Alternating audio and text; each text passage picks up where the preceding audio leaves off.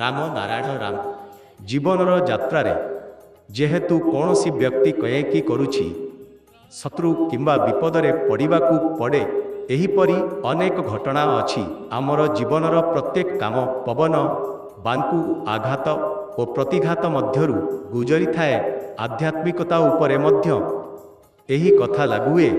ଯେଉଁମାନେ ବଡ଼ ମୁହୂର୍ତ୍ତ ବେଶୀ ଗ୍ରହଣ କରୁଛନ୍ତି, 21 ଲକ୍ଷ ବର୍ଷର କାମ ଯାହାକି ମିନିଟ ମଧ୍ୟରେ କରାଯାଉଛି, ସେଠାର ବିପଦଗୁଡ଼ିକ ମଧ୍ୟ ଖତରନାକ। ଚାରିପଟେ ଏପରି ଅନେକ ବଡ଼ ଆଣ୍ଟିଫୋର୍ସ ଅଛି ଯାହା ପ୍ରତ୍ୟେକ ପଳରେ ମନରେ ଏମିତି ଆଘାତ ଦେଉଛି, ଯାହାର ଫଳସ୍ୱରୂପ ଯେଉଁମାନେ ଗ୍ରହଣ କରିବେ ସେମାନଙ୍କ ସହିତ ଓ ଯେଉଁମାନେ ଯିବେ ସେମାନଙ୍କ ସହିତ ଏପରି ଲଢ଼ାଇର ସୃଷ୍ଟି ହୁଏ ଯାହାକି ସେମାନେ ଯିବାକୁ ସମର୍ଥ ନୁହେଁ। ଏହା ଗ୍ରହଣ କରିବା ପାଇଁ ଏକ ନିୟମ ଅଛି। ଯଦି ସେମାନେ ଜପ କରୁଛନ୍ତି, ତେବେ ସେମାନେ ଏତେ ଜପ କରିବେ। ଯଦି କୁହାଯାଏ ଯେ ତୁମେ ଏତେ ଦିନ ଧ୍ୟାନ କରିବାକୁ ହେବ, ତେବେ ସେମାନେ ଗ୍ରହଣ କରିବେ।